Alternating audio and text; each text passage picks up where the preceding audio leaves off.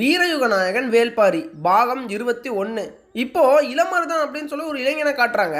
So அவன் வந்து பார்த்தீங்கன்னா ஆலா அப்படிங்கிற தன்னுடைய குதிரையின் மேலே ஏறி உட்காந்துக்கிட்டு இருக்கான். இந்த ஆலா அப்படிங்கிற குதிரைக்கும் நம்ம இளமருதனுக்கும் ரொம்பவுமே வந்து பார்த்தீங்கன்னா ஃப்ரெண்ட்ஷிப் அதிகமாகவே இருந்திருக்கு. நம்ம ஆலா ரொம்ப வேகமாக ஓடக்கூடிய குதிரையாமா. அதில் நம்ம இளமருதன் வந்துட்டு கரெக்டாக வந்து என்னென்ன குறிப்பு சொல்கிறானோ அதுக்கேற்ற மாதிரி கேட்டு நடந்து அந்த ஆலா போகுமாமா. அதுவே பார்க்குறவங்களுக்கு ரொம்ப ஆச்சரியமாக இருக்குமாமா. அதனாலேயே ஆளாய் பறக்கிறான் இளமருதன் அப்படின்னு கூட தான் வந்து பார்த்தீங்கன்னா சொல்லுவாங்களாம். அப்படி தனக்கு ரொம்ப பிடிச்ச குதிரையை கையால் நீவிக்கிட்டு எப்போவுமே பேசிக்கிட்டே இருப்பானா நம்ம இளமருதன். அதுக்கு அந்த குதிரையும் வந்து பார்த்தீங்கன்னா தலையாட்டுமாமா. இது வந்து அவன் பேசுறதுனால தலையாட்டுதா இல்லை அவன் நீவி கொடுக்கறதுனால தலையாட்டுதான்னு சொல்லிட்டு அங்கே இருக்கிற எல்லாருக்குமே அவ்வளோ ஆச்சரியமா இருக்குமாமா. நம்ம இளமருதனுக்கு இந்த உலகத்திலே ரொம்ப பிடிச்ச செயல் என்ன அப்படின்னா நம்மளுடைய ஆலா மேலே ஏறி உட்கார்றது தான். அதுவும் ஆலாவை வந்துட்டு பார்த்தீங்கன்னா ஏறி உட்கார்ந்து ஒரு மாதிரி கிளம்பு அப்படின்னு சொல்லும் போது அது அப்படியே முன்காலை வந்து மேலே தூக்கி ஒரு மாதிரி பண்ணிட்டு அதுக்கப்புறம் ஃபாஸ்ட்டாக ஓடும் இல்லையா, அந்த ஒரு மொமெண்ட்டுக்காக தான் அவன் எப்போவுமே காத்துக்கிட்டே இருப்பானா. அதனாலேயே இப்போ ஒரு நீண்ட பயணம் வந்து அவன் மேற்கொள்கிறான். அந்த பயணத்தில் ரொம்ப உற்சாகமாக இருக்கான். ஏன்னா ஆளா கூட போகிறோம் இல்லையா, அதனால உற்சாகமாக அந்த பயணத்தில் கிளம்புறாங்க. அவனுடைய தந்தை மையூர் கிளார் அப்படின்னு சொல்லி ஒருத்தர் இருக்காரு. அவர் வந்துட்டு பார்த்தீங்கன்னா வெங்கல் நாடு அப்படிங்கிற நாட்டுக்கு தலைவனாக இருக்காரு. இந்த பாண்டிய நாடு இருக்கு இல்லையா, அந்த பாண்டிய நாட்டில் நிறைய நாடுகள் இருக்குது, சின்ன சின்ன குட்டி குட்டி நாடுகள், சிற்றரசர்கள் அப்படின்னு கூட சொல்லுவாங்க. ஸோ அந்த மாதிரி இந்த பாண்டிய நாட்டில் குலசேகர பாண்டியன் அப்படிங்கிற ஒரு ராஜா இருக்காராம். அவருக்கு கீழே ஏகப்பட்ட சிற்றரசர்கள் இருக்காங்க. அந்த சிற்றரசர்களில் ஒருத்தன் தான் இந்த மையூர் கிளார் அப்படிங்கிறவன். அவருடைய மகன் தான் இந்த இளமருதன் அப்படிங்கிறவன். அந்த மையூர் கிளார் அப்படிங்கிறவருக்கு ஒரு நல்ல பேர் வந்து பார்த்தீங்கன்னா அந்த நாட்டில் இருந்திருக்கு.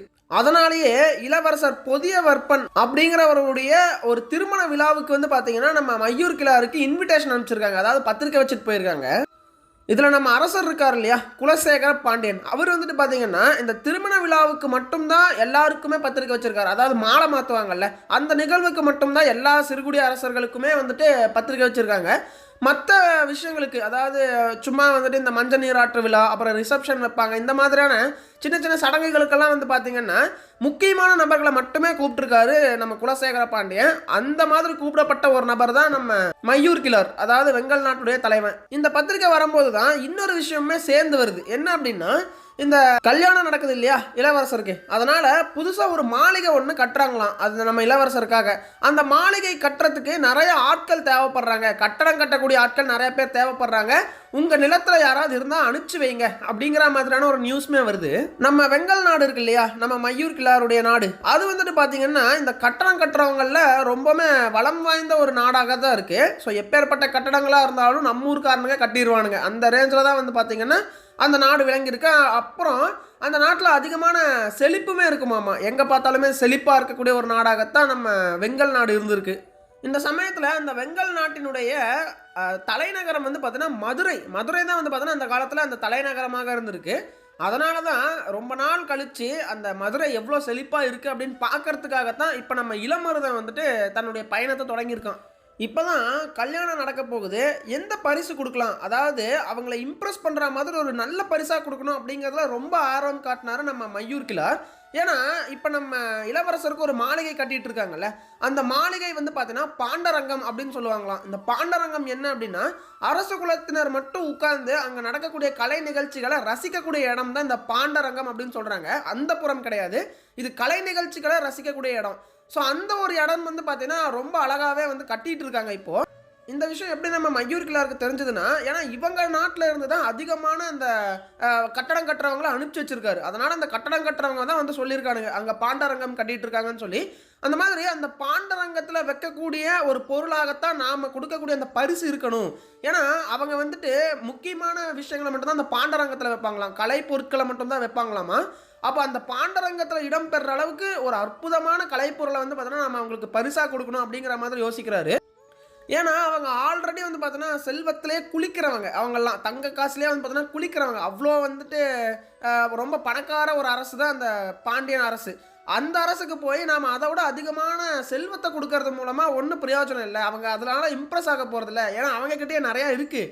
ஆனால் அவங்க எதை வச்சு இம்ப்ரெஸ் ஆவாங்க அப்படிங்கிறத யோசிக்கிறாரு நம்ம மையூர் கிளார்.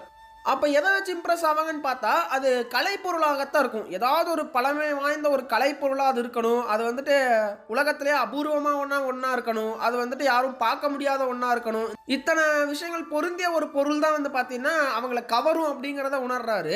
ஆனால் இந்த இடத்துல தான் இவருக்கு இன்னொரு சேலஞ்சுமே இருக்குது. என்ன அப்படின்னா அந்த குலசேகர பாண்டியன் அவரே வந்துட்டு பார்த்தீங்கன்னா பயங்கர பணக்காரங்க. இதில் அவங்க பெண் எடுக்கிறாங்க பார்த்தீங்களா, அவங்க அதை விட பெரிய பணக்காரங்க போல். அவங்க வந்துட்டு பார்த்தீங்கன்னா பொண்ணை கொடுக்கும்போது கூடவே சேர்ந்து ஏகப்பட்ட பரிசுகளையும் கொடுத்து தான் அனுப்புவாங்க. அந்த பட்சத்தில் அவங்க கொடுக்கக்கூடிய கலைப்பொருளை விட நம்ம பொருள் வந்து எப்படி உயர்ந்ததாக ஆகும், அதுக்கு சாத்தியமே இல்லையே. அவங்க அவ்வளோ பெரிய பணக்காரங்க, அவங்க என்னென்னமோ யோசிச்சு வச்சுருப்பாங்க. அதில் மீறுற மாதிரி நம்ம பரிசு இருக்குமா அப்படின்னு சொல்லிட்டு யோசிச்சுக்கிட்டே இருக்காரு நம்ம மையூர் கிளர். இப்போ தான் அந்த அவையில் காராளி இப்போ அந்த பயப்புள்ள சொல்கிறான் என்ன அப்படின்னா, இந்த மாதிரி இவ்வளோ தூரம் வந்துட்டீங்க, இவ்வளோ தூரம் யோசிச்சு வந்துட்டீங்க, இதுக்கு மேலே வந்து பார்த்தோன்னா பின்வாங்காதீங்க, முன் வச்ச காலை பின்வாங்காதீங்க அப்படிங்கிற மாதிரி சொல்கிறான். சரிப்பா, அப்போ நீ ஏன் என்ன பரிசு பொருள்னு சொல்லுப்பா. ஏன்னா இந்த யவன நாட்டை சேர்ந்த பாவை விளக்கு அப்படின்னு சொல்லிட்டு ஒரு விளக்கு இருக்காமா. அந்த விளக்கு தான் வந்து பார்த்திங்கன்னா பயங்கரமான ஒரு கலைப்பொருளாக இருக்க போகுது. அந்த விளக்கை தான் எப்படி இருந்தாலும் அவங்க கிஃப்டாக கொடுப்பாங்க, பரிசாக கொடுப்பாங்க. அதுக்கு ஈடுனை வேறு எந்த பொருள்ப்பா இருக்குது அப்படிங்கிற மாதிரி யோசிக்கிறாரு நம்ம மையூர் கிளார். நம்ம காராளி கிட்ட கேட்குறாரு, ஆமாம் நீங்கள் அந்த பொருளை மட்டும் அவ்வளோ உயர்த்தி சொல்கிறீங்க, அது எங்கே பார்த்தீங்க அப்படிங்கிற மாதிரி கேட்க, அப்போ தான் நம்ம மையூர் கிளார் சொல்கிறாரு, இந்த மாதிரி அரண்மனை முழுக்க, அதாவது நம்ம குலசேகர பாண்டியன் இருக்கார்ல, அவருடைய அரண்மனை முழுக்கவே இந்த பாவை விளக்குகள் தான் இருக்குது. அந்த அரண்மனைக்கு வெளியே நின்று அந்த பாவை விளக்குகள் மேலே, அரண்மனைக்கு மேலே எரியறதை பார்த்தாவே அவ்வளோ சூப்பராக இருக்கும், அவ்வளோ அழகாக இருக்கும் அந்த விளக்குகள். அதே மாதிரி அரண்மனைக்கு உள்ளே போனாலுமே நிறையா பாவை விளக்குகளை தான் வச்சுருப்பாங்க, அது கண்களை கவர்ந்துக்கிட்டே இருக்கும், அவ்வளோ அழகான ஒரு பொருள் அது அப்படிங்கிற மாதிரி சொல்ல, இப்போ தான் நம்ம காராளி சொல்கிறான், அதான் முன்னரே ஆல்ரெடி அவங்கக்கிட்ட அத்தனை பாவை விளக்குகள் இருக்குது, அதே விளக்குகளை கொண்டு வந்து புதுசாக கட்டின பாண்டரங்கத்துலையுமே வைக்கவா போகிறானுங்க அப்படிங்கிற மாதிரி கேட்க, அப்படியா, அப்போ வேற என்ன வைக்கலாங்க அப்படிங்கிற மாதிரி யோசிக்கிறாரு நம்ம மையூர் கிளார். இப்போதான் அவருக்கு ஒரு விஷயமே புரியுது, இந்த பயப்பில் சொல்கிறது ஏதோ கரெக்டாக தான் இருக்கும் போலையே அப்படிங்கிற மாதிரி. அப்போ தான் நம்ம காராளி சொல்கிறான், இந்த மாதிரி அந்த பாவை விளக்கை விட ரொம்ப அழகான ஒரு விளக்கை வந்துட்டு நாம் உருவாக்கணும் அப்படின்னு சொல்கிறான். தம்பி நீ பாவை விளக்கு இதுக்கு முன்னாடி பார்த்துருக்கியாப்பா அப்படின்னு சொல்லி கேட்க, இல்லைம்மண்ணா அப்படின்னு சொல்கிறான் காராளி. அட பாவி, அதனால தான் நீ ஈஸியாக சொல்லிட்டேன், பாவை விளக்கை விட ஒரு பயங்கரமான அழகான விளக்கை நம்மளால் உருவாக்க முடியுமா அப்படின்னு சொல்லி கேட்க, கண்டிப்பாக முடியும் அப்படின்னு சொல்கிறான். என்ன என்ன விளக்கு சொல்லு பார்ப்போம் அப்படின்னு சொல்ல, அந்த பாண்டரங்கம் அப்படிங்கிற இடத்துல நம்ம அரசரும் அரசியும், அதாவது இளவரசர் கல்யாணம் ஆகுதுல்ல, அவங்களும் இளவரசியும் சேர்ந்து உட்கார்ந்து கலை நிகழ்ச்சிகளை பார்க்கக்கூடிய ஒரு இடமாக அந்த பாண்டரங்கம் அப்படிங்கிற இடம் இருக்க போகுது. அப்போ அந்த இடத்துல என்ன நமக்கு தேவை, அவங்க ரெண்டு பேர்த்துடைய காதலும் வெளிப்படுற மாதிரி அழகான ஒரு விளக்கு தேவை. அந்த விளக்கை பார்த்தாவே அவங்களுக்குள்ள இருக்கக்கூடிய காதலும் காமமும் துள்ளி எழுந்து வெளியே வந்துடணும். அந்த மாதிரியான ஒரு இடமாகத்தான் இந்த பாண்டரங்கம் இருக்கணும். அவங்களுக்கான ஒரு பிரைவேட் ஸ்பேஸாக தான் அது இருக்கணும். அப்போ அந்த மாதிரியான ஒரு பொருளை நம்ம உருவாக்கலாம் அப்படிங்கிற மாதிரி சொல்ல, ஆஹா எவ்வளோ அழகாக ஐடியா கொடுக்குறான்டா, அப்படி என்னடா பொருள் இருக்குன்னு சொல்லி கேட்க, காமன் விளக்கு அப்படின்னு சொல்கிறான். அதாவது அந்த விளக்கை பார்த்தாவே காமம் வெளிவர்ற மாதிரியான காமன் விளக்கு அப்படிங்கிற மாதிரியான ஒரு விளக்குடைய பெயரை சொல்கிறான். அப்படி சொல்லிட்டு அந்த காமன் விளக்கை மட்டும் நம்ம செய்யக்கூடாதுங்க, கூடவே நாக விளக்கு, நம்மளோட குல விளக்கையுமே நம்ம செய்யணும் அப்படின்னு சொல்ல, ஆஹா என்ன அழகா வந்து ஐடியா கொடுக்குறான்டா, எப்படா அதை செய்யறதுன்னு சொல்லி கேட்குறாங்க. அதாவது அந்த நாக விளக்கு எப்படி இருக்குன்னா, இந்த ரெண்டு நாகங்கள் படையெடுத்து நிற்கிற மாதிரி அதுக்கு கீழே ஒரு விளக்கு, அந்த விளக்கினுடைய முனை, அதாவது திரி வச்சு பற்ற வைப்போம்ல, அதுவும் அந்த மேலே ரெண்டு நாகங்களுடைய தலையிலிருந்து வரக்கூடிய நாக்கும் ஒரே நீளத்துக்கு இருக்குமா. அந்த கீழே வந்து பார்த்திங்கன்னா அந்த விளக்கில் வந்து நாம் தீ எறியும் போது அது அவ்வளோ அழகாக இருக்குமா பார்க்க. கீழே தீ எறியுது, மேலே வந்துட்டு ரெண்டு நாகங்கள் நாக்கை நீட்டிட்டு நிற்கிறத பார்க்குறக்கே அவ்வளோ அழகாக இருக்குமாமா. அந்த விளக்கை பார்க்கும்போதே நமக்கு காமமும் சேர்ந்து வரும் அப்படிங்கிற மாதிரி சொல்கிறான். இந்த விஷயத்தை கேட்டோன்னா நம்ம மையூர் கிளார் ஒரு நிமிஷம் பூரிச்சு போயிடுறாரு. தம்பி உனக்கு உள்ள எப்படா இவ்வளோ பெரிய ஒரு சிந்தனை இருந்துச்சு, ஏன்னா இந்த அவையில் ஏகப்பட்ட பெரியவங்க இருக்காங்க, அவங்களுக்கு வராத ஒரு சிந்தனை உனக்கு எப்படி வந்துச்சுன்னு சொல்லி கேட்க, கரெக்டு, அதாவது ரொம்ப வயசில் ரொம்ப பெரியவங்க, அவங்கெல்லாம் காமத்தை அனுபவிச்சுட்டாங்க, அதனால் கூட அவங்களுக்கு அது அசால்ட்டாக தெரிஞ்சிருக்கலாம். ஆனால் நான் இன்னும் காமத்தை அனுபவிக்காத இளைஞன், எனக்கு அந்த காமம் பெருசாக தெரிஞ்சிருக்கு, அதனால தான் நான் எனக்கு இந்த சிந்தனையே வந்துச்சு அப்படிங்கிற மாதிரி சொல்கிறான் காராளி. இப்போ நம்ம மையூர் கிளார்க்கு அவன் சொன்ன வார்த்தைகள் அவ்வளோ பிடிச்சி போயிடுது. தம்பி யாருப்பா நீ இந்த அளவுக்கு பேசுகிற, சரி இந்த விளக்கை வந்து எப்படி வடிவமைக்கிறது, காமத்தை உண்டாக்குற மாதிரியான ஒரு நாக விளக்கை நாம் எப்படி வடிவமைக்கிறது அப்படிங்கிற மாதிரி கேட்க, ஒன்றும் இல்லை அரசரே நான் சொல்கிறேன் பாருங்கன்னு சொல்லிட்டு ஒரு பொண்ணை வந்து பார்த்தீங்கன்னா ஃபஸ்ட்டு வரைய ஆரம்பிக்கிறான், வரைஞ்சி காட்டுறான் எந்த மாதிரி அந்த விளக்கு இருக்கணும்னு சொல்லிட்டு. ஃபஸ்ட்டு ஒரு பொண்ணை வரைகிறான், அந்த பொண்ணுடைய வலது கையை வந்து பார்த்தோன்னா மேலே நீட்டின மாதிரி வரைகிறான், அந்த வலது கைக்கு மேலே வந்து பார்த்தோன்னா அந்த விளக்கு நாக விளக்கை வந்து பார்த்தோன்னா வரைகிறான். இன்னொரு கை இடது கையை வந்து பார்த்தீங்கன்னா அந்த பெண் வந்து ஒரு பூவை பிடிச்சிக்கிட்டு தன்னோட மார்போட வந்து பார்த்தீங்கன்னா ஒட்டி வச்சுக்கிற மாதிரி வந்து பார்த்தீங்கன்னா வரைகிறான். இந்த பக்கம் வந்து பார்த்தீங்கன்னா காதலன் வந்துட்டு அந்த காதலியை வந்துட்டு ரொம்ப ஏக்கத்தோட பார்க்குற மாதிரியான ஒரு உருவத்தையுமே வரைகிறான். இதுதான் நம்ம செய்ய போகிற விளக்கு மன்னரே அப்படின்னு சொல்லி காட்டுறான். நம்ம அரசர் பார்த்துட்டு, தம்பி நல்லாதான்ப்பா இருக்குது, ஆனால் இதில் என்னப்பா புதுமை இருக்குது, ஒரு 2 காதலர்கள் நின்றுட்டு இருக்காங்க, இவ்வளோதானப்பா அப்படிங்கிற மாதிரி சொல்கிறாரு மன்னர். இல்லைல்ல, இதை நாம் சிலையாக செஞ்சு முடிக்கலாம், சிலையாக செஞ்சக்கப்புறம் பாருங்கள் இது சூப்பராக வந்திருக்கும் அப்படிங்கிற மாதிரி சொல்ல, அப்படியா சரி சிலையாக செய்யுங்க அப்படிங்கிற மாதிரி சொல்லிடுறாரு நம்ம அரசர். அந்த அவன் வரைஞ்சான்ல ஒரு பொண்ணு ஒரு பையன், அப்புறம் அவங்க 2 பேரும் அந்த பொண்ணு பிடிச்சிட்டு இருக்கிற மாதிரியான விளக்கு, அதை வந்து பார்த்தோன்னா சிலையாக செய்கிறாங்க. அப்படி சிலையாக செஞ்சக்கப்புறம் வந்து பார்த்தோன்னா கொண்டு வந்து நிப்பாட்டுறாங்க. நம்ம அரசர் பார்த்துட்டு, தம்பி நல்லா தான்ப்பா இருக்குது சிலையெல்லாம், ஆனால் இதில் புதுமையாக எதுவுமே இல்லையே, கலைப்பொருள் புதுமையாக இருக்கிற மாதிரியான ஒரு கலைப்பொருள் தானே நான் கேட்டேன், இது ஏதோ நார்மலான சிலை மாதிரி தானே இருக்குங்கிற மாதிரி சொல்ல, அந்த விளக்கு இருக்கு இல்லையா, அந்த விளக்கில் இப்போ நீங்கள் பற்ற வைங்க, அந்த விளக்கில் நெருப்பை ஏற்றுங்க, அப்போ உங்களுக்கு தெரியும் புதுமை அப்படின்னு சொல்கிறான் காராளி. சரிப்பா அப்படின்னு சொல்லிட்டு அந்த விளக்கில் எண்ணெயை ஊற்றி அதில் வந்து பார்த்தோன்னா தீயும் பற்ற வைக்கிறாங்க. அப்படி பற்ற வச்ச உடனே அந்த ரெண்டு பேர் இருக்காங்கல்ல, இந்த பக்கம் ஆண் இருப்பான், அந்த பக்கம் பெண், அவங்க 2 பேர்த்துடைய நிழல் வந்து பார்த்தீங்கன்னா அப்படியே கொஞ்சம் ஒரு சேர வந்து பார்த்தோன்னா ட்ராவல் ஆகுது. அந்த கருப்பு நிழல் வந்து பார்த்தீங்கன்னா ஒரு சேர போகுது. அதை பார்த்த உடனே அங்கே இருக்கக்கூடிய எல்லாருக்குமே பயங்கரமான ஆச்சரியம். இப்படி ஒரு சிலையை நீ எப்படா பண்ண அப்படிங்கிற மாதிரி யோசிக்கிறாங்க. அப்போ தான் நம்ம காராளி விளக்கம் சொல்கிறோம். என்ன அப்படின்னா, இந்த ஒரு சிலையை மட்டும் நாம் அந்த பாண்டரங்கத்தில் வச்சோம் அப்படின்னா இந்த சிலையில் வந்துட்டு எண்ணெயை ஊற்றி நெருப்பு ஏற்றுவாங்க. அப்படி நெருப்பை ஏற்றின உடனே அந்த காதலன் காதலி அந்த 2 பேர்த்துடைய அந்த நிழல் வந்து பார்த்தீங்கன்னா ஒரு சேர போகும். அதை பார்த்த உடனே வந்து பார்த்தீங்கன்னா யாருடைய நிழல் யார் மேலே இருக்குது, அது 2 எப்படி நெருங்கி இருக்கோ அதே மாதிரி வந்து பார்த்தீங்கன்னா நாங்களும் எப்போவுமே அந்த நிழல் மாதிரி நெருங்கி இருக்கணும் அப்படின்னு சொல்லி அந்த காதலர்கள் யோசிப்பாங்க, பார்க்குறவங்க யோசிப்பாங்க.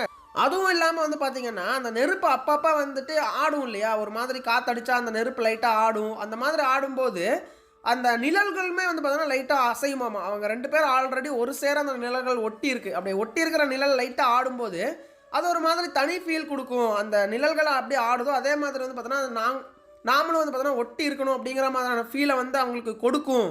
அதனாலேயே தான் வந்து பார்த்தோன்னா இந்த மாதிரி அந்த ஒரு விளக்கை நான் டிசைன் பண்ணேன்னு சொல்கிறான் நம்ம காராளி. எல்லாரும் வந்து பார்த்தோன்னா மெய் மறந்து போயிட்டானுங்க, வார்த்தையே இல்லை சொல்கிறதுக்காங்க. இந்த அவையில் இருக்கக்கூடிய எல்லாருமே வந்து பார்த்தோன்னா இம்ப்ரெஸ் ஆகிட்டாங்க நம்ம காராளியுடைய இந்த ஒரு சிலையை பார்த்து. இப்போ நம்ம கிளாரி தன்னுடைய எக்ஸ்ப்ளனேஷன்லாம் முடிச்சாச்சு. அப்போ நம்ம மயூர் கிளார் பார்த்து வியந்து ஒரு விஷயத்த சொல்கிறாரு. என்னுடைய வாக்கு இந்த விளக்கின் மூலமாக சாத்தியமாயிருச்சு, ஆனால் உன்னுடைய வாக்கு தப்பாயிருச்சு அப்படிங்கிற மாதிரி சொல்கிறாரு. இதற்கான பொருள் அங்கே இருக்கக்கூடிய யாருக்குமே தெரியல, என்னடா இவர் சொல்கிறாரு அப்படிங்கிற மாதிரி யோசிக்கிறாங்க. அப்போ தான் நம்ம அரசர் சொல்கிறாரு, என்னுடைய வாக்கு அதாவது இருக்கிறதுலே சிறந்த பரிசை நான் கொடுப்பேன்னு சொல்லி வாக்கு கொடுத்துருந்தேன், அந்த வாக்கு இந்த விளக்கின் மூலமாக நிறைவேறிடும். ஆனால் உன்னுடைய வாக்கு அனுபவம் இல்லை அப்படின்னு சொன்ன பார்த்தியா, அந்த வாக்கு இங்கே வந்து பார்த்தோன்னா பொய்யாயிருச்சுடா அப்படிங்கிற மாதிரி சொல்கிறாரு நம்ம அரசர். அதை கேட்ட உடனே அங்கே இருக்கக்கூடிய எல்லாருமே வந்து பார்த்தோன்னா சிரிக்கிறாங்க. நம்ம காராளி அவனும் வந்து பார்த்தீங்கன்னா நன்றி மன்னா அப்படிங்கிற மாதிரி வணங்கிட்டு அதுக்கப்புறமா ஒரு விஷயத்தை யோசிக்கிறான். ஏன்னா அந்த விளக்கில் இருக்கக்கூடிய சிறப்பே வந்துட்டு, அந்த சிலையில் இருக்கக்கூடிய சிறப்பே வந்துட்டு அந்த பொண்ணு வந்து இன்னொரு கையில் பூ வச்சுருந்தா தெரியுங்களா, அந்த பூவில் தான் இருக்காமா. அந்த சிறப்பை வந்து பார்த்தோன்னா ஒருத்தருமே நோட் பண்ணல. எல்லாருமே அந்த விளக்கை பார்த்தாங்க, விளக்கில் எரியிற அந்த நெருப்பு, அந்த நெருப்புலேருந்து வரக்கூடிய அந்த நிழல், இதைத்தான் வந்து பார்த்தோன்னா எல்லாருமே ரசித்தாங்களே தவிர அந்த பொண்ணுடைய இடது கையில் இருக்கக்கூடிய அந்த பூ இருக்கு இல்லையா, அதில் தான் சிறப்பே இருக்குது. ஆனால் அதை யாருமே கவனிக்கலை. ஆனால் அதையும் ஒரு நாள் எவனோ ஒருத்தன் கவனித்து எனக்கு சொல்லுவான்டா அப்படிங்கிற நம்பிக்கையில் அந்த காராளி வந்து பார்த்தீங்கன்னா இருக்கான். இந்த சமயம்தான் மதுரையில் கட்டப்பட்டு இருக்கக்கூடிய அந்த பாண்டரங்கத்துக்கு இன்னும் ஒரு 50 பேர் தேவைப்படுறாங்களாம். இன்னொரு 50 கூலி ஆட்கள், அதாவது கட்டட கட்டுறவங்க தேவைப்படுறாங்க அப்படின்னு சொல்லிட்டு ஒருத்தன் வந்து சொல்லிட்டு போகிறான். உடனே வந்துட்டு அப்படியா ஓகே நாளைக்கே அனுப்பிச்சி வைக்கிறேன் அப்படிங்கிற மாதிரி நம்ம அரசரும் சொல்லிடுறாரு. அடுத்த நாள் காலையிலையும் ஆகுது. அந்த காலை நேரத்தில் தான் வந்துட்டு பார்த்தீங்கன்னா நம்ம இவன் யார் இளமருதன் அவன் வந்து பார்த்தோன்னா கிளம்பிட்டு இருக்கான். இளமருதன் கூட தான் இப்போ கட்டடம் கட்டுறவங்க போக போகிறாங்க. அப்படி அவங்க போகும்போது நம்ம இளமருதன் தானே மயூர் கிளாருடைய மகன் இளமருதன், அவன் வந்துட்டு அங்கே போகிறான்னா வெறுங்கையோட போனால் நல்லா இருக்காது. அவன் வந்துட்டு பார்த்தீங்கன்னா ஏதாவது ஒரு புதுசாக ஏதோ ஒரு பொருளை கொண்டு போகணும், அந்த பொருளை அவங்கள இம்ப்ரெஸ் பண்ணணும், அந்த பரிசு அவங்களை இம்ப்ரெஸ் பண்ணுற மாதிரி ஒரு பொருளாக கொண்டு போனால் தான் நல்லாயிருக்கும். ஆல்ரெடி நம்மக்கிட்ட நிறைய கலைப்பொருட்கள் இருக்குது, ஆனால் இதெல்லாம் அவங்க கண்டிப்பாக பார்த்துருப்பாங்க. புதுமையான ஒரு கலைப்பொருட்களை வந்து பார்த்திங்கன்னா நம்ம கொடுக்கணுமே அப்படின்னு சொல்லிட்டு யோசிச்சுட்ருக்காரு நம்ம மயூர் கிளார். இது நடக்கக்கூடிய அதே சமயத்தில் இந்த பக்கம் என்ன நடக்குது அப்படின்னா, ஒரு உழவன் வந்துட்டு தான் வீட்டு பக்கத்தில் இருக்கக்கூடிய நிலத்தை பார்க்கலாம் அப்படின்னு சொல்லிட்டு போகிறான். அவன் வீட்டு பக்கத்துலேயே ஒரு பெரிய ஆறுமே வந்து பார்த்தோன்னா ஓடிக்கிட்டு இருக்கும், ஆறு ரிவர்.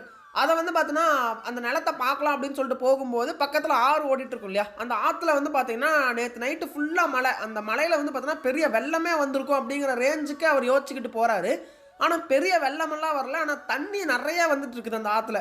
அந்த தண்ணியை பார்த்துட்டு சரி இன்னும் வெள்ளம் வரலையே அப்படிங்கிற ஒரு இதில் வந்து பார்த்தீங்கன்னா அவர் போயிட்டு இருக்கும்போது ஒரு பெரிய மரத்தை வந்து பார்த்தீங்கன்னா அந்த தண்ணியில் அடிச்சுட்டு வருது. அது வெள்ளம் கிடையாது, ஆனால் இருந்தாலும் அங்கே யாரும் போக முடியாது, அந்தளவுக்கு தண்ணி வந்துட்டுருக்கு. அதில் வந்து பார்த்தீங்கன்னா ஒரு பெரிய மரத்தை வந்து பார்த்தீங்கன்னா அதை அடிச்சுட்டு வருது. அப்படி அடிச்சுட்டு வரும்போது வந்து பார்த்தீங்கன்னா அந்த மரத்தில் 2 விலங்குகள் வந்து பார்த்தீங்கன்னா இருந்திருக்கு. அது இது வரைக்கும் நம்ம உழவன் பார்த்ததே கிடையாது, அப்படி ஒரு விலங்கே அவன் பார்த்தது கிடையாது. இதனால் இப்படி ஒரு விலங்கு வித்தியாசமாக இருக்கே அப்படின்னு சொல்லிட்டு அந்த மரத்திலிருந்து பார்த்துட்டே இருக்கிறான். அதாவது மரத்தில் இருக்கக்கூடிய அந்த விலங்கை இவன் அந்த ஆத்தோரத்தில் நின்று பார்த்துக்கிட்டே இருக்கான். சரி அதை எப்படி நம்ம கரைக்கு கொண்டு வரலாம் அப்படின்னு சொல்லிட்டு யோசிக்கிறான். ஃபஸ்ட்டு வந்துட்டு அந்த விலங்கை நாமளே போய் கையில் பிடிச்சி எடுத்துகிட்டு வந்துடலாமான்னு யோசிக்கிறான். இல்லை வேண்டாம், ஒருவேளை அது விஷத்தன்மை உடைய விலங்காக இருந்தால் என்ன பண்ணுறதுன்னு சொல்லிட்டு யோசிக்கிறான். அதுக்கப்புறமா வந்துட்டு ஒரு குச்சியை வந்து பார்த்தோன்னா அந்த விலங்கு கிட்ட நீட்டுறான். இதில் ஏறி வந்துருங்க அப்படிங்கிற மாதிரி நீட்டுறான். அது ரெண்டுமே குட்டி குட்டி விலங்குகள். அது ரொம்ப பயத்தில் வந்து பார்த்தோன்னா நடுங்கிட்டு இருக்கு. அந்த தண்ணியில் விழுந்து எந்திரிச்சு மரத்தில் எந்திரிச்சு உட்காந்து நடுங்கிக்கிட்டு இருக்கு. அதுக்கப்புறமா ஒரு குச்சி மாதிரி ஒன்று நீட்டுறான், ஒரு பாலம் மாதிரி, அதை பிடிச்ச அந்த விலங்குகள் வந்துடும் அப்படிங்கிற மாதிரி பார்க்குறான். ஆனால் அந்த குச்சியை நீட்டினா அந்த விலங்கு இன்னும் எச்சாதான் பயப்படுது. சரிடா என்னடா பண்ணுறது அப்படின்னு சொல்லிட்டு அந்த விலங்குகள் பயப்படுறத பார்த்து நம்ம அந்த உழவன் வந்து என்ன பண்ணுறான்னா அவனே துணிச்சலாக அந்த ஆற்றுல இறங்கி, அந்த ஆறு வந்துட்டு ரொம்ப வேகமாக போயிட்டுருக்கு, தண்ணி வெள்ளப்பெருக்கு இல்லை, ஆனால் வேகமாக போயிட்டுருக்கு. ஆனால் இருந்தாலுமே துணிச்சலாக அந்த ஒரு ஆற்றுல இறங்கி அந்த விலங்குகள் 2 விலங்கையுமே தன்னுடைய கையில் வந்து பார்த்தோன்னா எடுத்துக்கிட்டு வந்து கரை சேர்க்குறாரு. ஆனால் அந்த விலங்கு கடிக்கவும் கிடையாது, ஒரு மாதிரி எதுவுமே பண்ணல, அமைதியாக பயத்திலே உட்காந்துக்கிட்டு இருந்துச்சு அந்த விலங்கு, ஒன்றுமே பண்ணல. அந்த விலங்கு கொண்டு வந்து கரைக்கு சேர்த்துடுறாரு. அப்புறம் பார்த்துட்டே இருக்காரு, என்னடா விலங்கு இது, இதுக்கு முன்னாடி இந்த மாதிரி ஒரு விலங்கு நான் பார்த்ததே இல்லையே, ரெண்டுமே குட்டி குட்டியாக அழகாக இருக்கே, எப்படிடா இது சாத்தியம் அப்படிங்கிற மாதிரி யோசிச்சுட்டு இருக்காரு. அப்போ தான் வந்துட்டு அந்த மாளிகை இருக்கு இல்லையா, அவர் வந்து அங்கே மன்னர் வந்துட்டு யோசிச்சுட்டு இருக்காரு என்ன பரிசு கொடுக்கலாம் அப்படின்னு சொல்லிட்டு. அந்த சமயத்தில் அங்கே பாணர்களுமே வந்து பார்த்தீங்கன்னா உட்காந்துட்டு இருக்காங்க. பாணர்கள்னால் நம்ம அரசரை புகழ்ந்து பாட்டு பாடிட்டு காசு வாங்கிட்டு போவாங்களா, அவங்க வந்து பார்த்தீங்கன்னா உட்காந்துட்டு இருக்காங்க. இந்த சமயத்தில் அந்த அரசவைக்குள்ள நம்மால் உழவன் வந்து பார்த்தீங்கன்னா அந்த 2 விலங்குகளையும் ஒரு பையில போட்டு எடுத்துகிட்டு வராரு. அப்படி வரும்போது மன்னா என்கிட்ட ஒரு அபூர்வமான விஷயம் இருக்கு மன்னா அப்படிங்கிற மாதிரி சொல்லி வெளியெடுக்க பார்க்குறாரு. அப்படி அவர் வெளியெடுக்க பார்க்கும்போது அந்த 2 விலங்குகளும் ரொம்ப அஞ்சிக்கிட்டு உள்ளே வந்து பார்த்தோன்னா இருக்குது. இருந்தாலும் வந்து பார்த்தோன்னா அந்த 2 விலங்கை எடுத்து வெளியே போட்டுடுறாரு நம்ம உழவன். அதை பார்த்த உடனே நம்ம மயூர் கிளார் என்னடா விலங்கு இது, ஒரு மாதிரி புதுசாக இருக்கே அப்படிங்கிற மாதிரி யோசிக்க, அங்கே இருக்கிற எல்லாருமே வந்து பார்த்தோன்னா அதை தான் யோசிக்கிறாங்க. அந்த பாணர் கூட்டத்தினர் இருக்காங்கல்ல, அவங்களுக்கு மட்டும் தெரியுது அது என்ன விலங்கு அப்படின்னு சொல்லிட்டு. அந்த பாணர் குலத்திலேயே மூத்த பாணர் அப்படின்னு சொல்லிட்டு ஒருத்தர் இருப்பான்.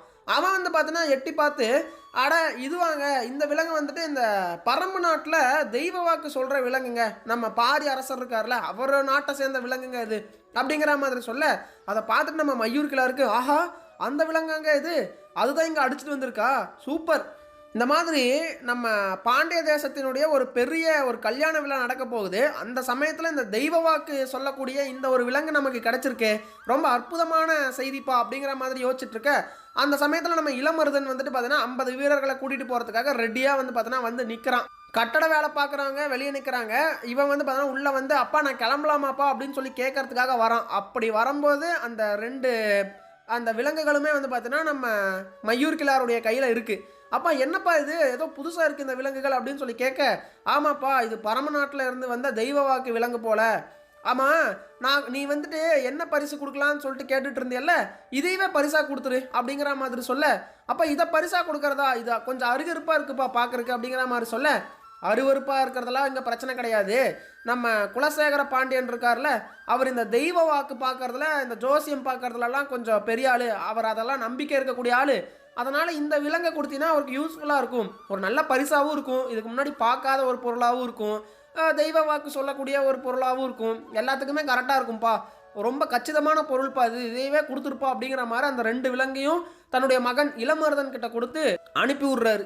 அதுக்கப்புறமா தன்னுடைய மகன் போனதுக்கப்புறமா இந்த மாதிரி இப்போ இவன் போய் அந்த 2 விலங்குகளை கொடுப்பான். அதுலேயே அந்த பாண்டிய மன்னர் வந்து இம்ப்ரெஸ் ஆயிடுவார். அதுக்கப்புறமா 2 வாரத்துக்கு அப்புறமா கல்யாணத்துக்கு போகும்போது நான் அந்த காமன் விளக்கை கொண்டு போய் கொடுப்பேன், அதில் இன்னும் இம்ப்ரெஸ் ஆயிடுவாங்க, அவ்வளோதான் நம்ம வெங்கல் நாடு இனிமேல் வந்துட்டு வேறு லெவலில் இருக்க போகுதுரா அப்படின்னு சொல்லிட்டு பயங்கரமாக வந்து துள்ளி குதிச்சுட்டு அந்த பாணர்களெல்லாம் வந்திருக்காங்கல்ல அவங்க கிட்ட வந்துட்டு பாட்டே கேட்காம கையில் வந்து பார்த்தோன்னா காசுகளை எடுத்து கொடுத்துட்றாரு.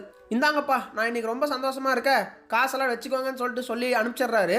அந்த பாணர்களுக்கெல்லாம் ஒரே டிசப்பாயின்மெண்ட், அதாவது வருத்தப்படுறாங்க. என்னடா பாட்டே பாடாமல் காசு வாங்கிட்டோமே அப்படிங்கிற மாதிரி தோணுது. சரி, நடந்தது நடந்துருச்சுன்னு சொல்லிட்டு எல்லாரும் வந்துக்கிட்டு இருக்காங்க. அப்படி வந்துக்கிட்டு இருக்கும்போது தான் ஒரு இளைய பாணன் வந்து ஒரு மூத்த பாணனை பார்த்து கேட்குறான், இந்த மாதிரி அந்த விலங்குகள், அந்த தெய்வ வாக்கு விலங்குகள் பரம நாட்டிலேருந்து வந்ததை பற்றி நீங்கள் என்ன நினைக்கிறீங்க அப்படின்னு சொல்லி கேட்க, அந்த விலங்குகள் வந்துருச்சல்ல, இனி பாரி வந்து பார்த்தீங்கன்னா தன்னோட ஆற்றலை வந்து பார்த்தீங்கன்னா இழந்துருவான் அப்படிங்கிற மாதிரி சொல்கிறாரு அந்த மூத்த பாணன். என்னங்க சொல்கிறீங்க, பாரி ஏன் தன்னுடைய ஆற்றலை இழக்கணும் அப்படின்னு சொல்லி கேட்க, அதாவது பாரி இனிமே தாண்டா இறங்கி அடிக்க போகிறான்னு சொன்னேன் அப்படிங்கிற மாதிரி நம்ம மூத்த பாணன் சொல்கிறாருங்க.